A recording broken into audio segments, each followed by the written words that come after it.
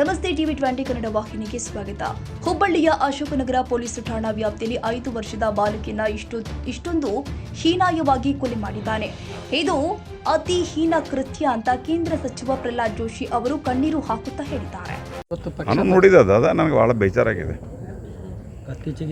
ಕತ್ತಿಚಿಗೆ ಸಾಯಿಸೋದು ಅದು ಶೌಚಾಲಯದಲ್ಲಿ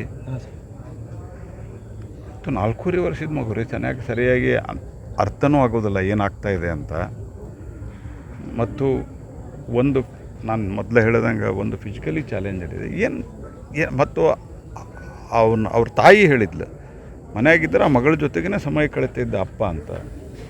ಏನು ಮನಸ್ಸಿನಾಗ ಭಾವನೆ ಬಂದಿರ್ಬೋದು ಹೇಳ್ರಿ. ಹೆಂಗೆ ನಡೆಸ್ಬೇಕು ಅವ್ರ ಮುಂದೆ? ಹಾಗಾಗಿ ಸರ್ಕಾರ ಆ ಫ್ಯಾಮಿಲಿಗೆ ಅತ್ಯುಚ್ಚವಾದಂಥ ಪರಿಹಾರನೂ ಕೊಡಬೇಕು. ಯಾಕಂದರೆ ಈಗ ತಕ್ಷಣ ಆ ಹುಡುಗಿನೂ ಕೆಲಸಕ್ಕೆ ಹೋಗ್ತಾಳೆ, ಇವನು ಕೆಲಸಕ್ಕೆ ಹೋಗ್ತಾನೆ. ಹಾಗಾಗಿ ಮನೆ ನಡೀತಾ ಇರೋದೇ ಇವರಿಬ್ಬರು ಕೆಲಸ ಮಾಡೋದ್ರಿಂದ ಈಗ ಈ ಮಾನಸಿಕತೆಯೊಳಗೆ ಕೆಲಸ ಮಾಡಲಿಕ್ಕೆ ಆಗೋದಿಲ್ಲ.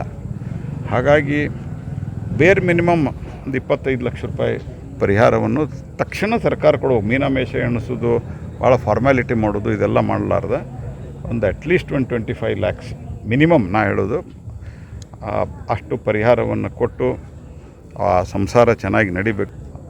ಮುಂದೆ ಈ ರೀತಿ ಘಟನೆ ಆಗಲಾರದಂತೆ ಕ್ರಮ. ಕನ್ನಡಿಗರ ಮೆಚ್ಚಿನ ನಿಮ್ಮ ಟಿವಿ 20 ಕನ್ನಡ ವಾಹಿನಿ ಇದೀಗ ಟಿವಿಯಲ್ಲಿ ಲಭ್ಯ.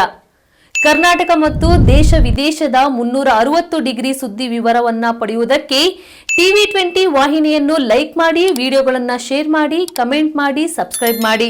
HCN ಕೇಬಲ್ 842 ನಂಬರ್ನಲ್ಲಿ ಹುಕ್ಕೇರಿ ತಾಲೂಕು ಹಾಗೂ ಸಂಕೇಶ್ವರದ ಸುತ್ತಮುತ್ತಲಿನ ಹಳ್ಳಿಗಳಲ್ಲಿ ಲಭ್ಯ. PCN ಕೇಬಲ್ 129 ನಂಬರ್ನಲ್ಲಿ ಹಾರುಗೆರೆ ಸುತ್ತಮುತ್ತಲಿನ ಹಳ್ಳಿಗಳಲ್ಲಿ ಲಭ್ಯ.